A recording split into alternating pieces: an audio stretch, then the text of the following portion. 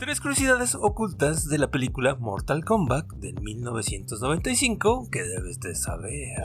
Número 3 es que el actor Jean-Claude Van Damme rechazó el papel de Johnny Cage para hacer, en este caso, a Gale en la película de Street Fighter de 1994. Aunque en este caso el personaje de Johnny Cage realmente se basó originalmente en él, que francamente hubiera sido genial, pero desafortunadamente era cuando precisamente tenía Jean-Claude Van Damme el problema de drogas, como vimos en el video de las tres curiosidades de la película de Street Fighter de 1994. Así que ni modo, amigo, ya no se hizo, así como también pasó, resulta que en el minuto 6 de la película iba a aparecer Steven Spielberg, quien por cierto era gran fanático de Mortal Kombat, el cual iba a aparecer como director en la primera escena de Johnny Cage, pero desafortunadamente debido a los conflictos de su agenda ya no pudo participar en su cameo. Sin embargo, el personaje del director en esta escena se parece bastante a Steven Spielberg y ahora entenderán perfectamente la referencia. Número 2, sabes que los productores fueron rechazados tanto por Sony como también por Billie Jean Records para en este caso producir la banda sonora de la película, dado que querían utilizar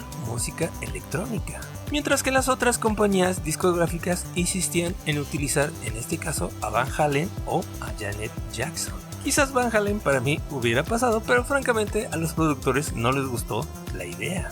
Así que después de esto decidieron finalmente elegir AT&T Records, una especie de compañía discográfica relativamente pequeña. Bueno, en ese momento.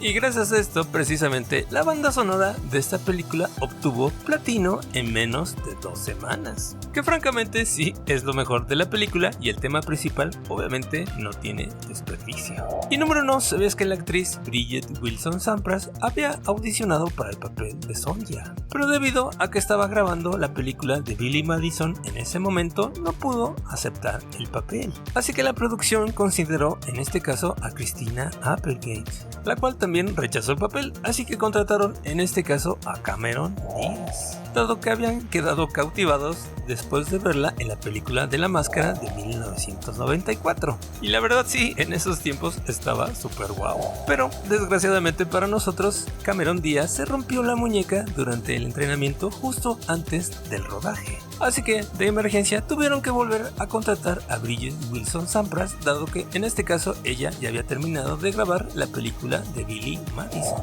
Pero ¿qué crees, amigo? Precisamente en una escena de pelea se dislocó el hombro, pero afortunadamente lo pudieron arreglar en el set. Así que como ves, amigo, este papel sí estaba medio salado, pero también no fue la única lesión de la película, dado que los actores tuvieron varios moretones, algunas costillas rotas, pero la peor lesión fue precisamente al actor Niven Ashley, que interpretaba a Johnny Cage, el cual se lastimó el riñón en una escena de pelea contra Scorpion, dado que en este caso él realmente había pedido un doble para esta escena de pelea, pero el actor Robin Shou y en este caso toda la producción lo convencieron que realmente valía mucho más la pena que hiciera él las tomas. Así que en este caso el actor llevaba un acolchado protector tanto de frente como de espalda, pero desafortunadamente la patada de Scorpio cayó exactamente entre ellos, lesionándole el riñón, tanto así que el actor decía que le dolía tanto que orinaba sangre después de eso. Así que, como dice el maestro, esto sí es cine. ¿Y a ti qué te pareció la película? Te leo en los comentarios. Obviamente no te olvides de suscribirte, darle like y compartir con tus amigos. Esto nos ayuda mucho a seguir adelante, así como también te recomiendo este video precisamente de la película de Street Fighter, La Última Batalla de 1994, para que te enteres qué pasó con Jean-Claude Van Damme. Nos vemos en el siguiente video. Gracias por el apoyo.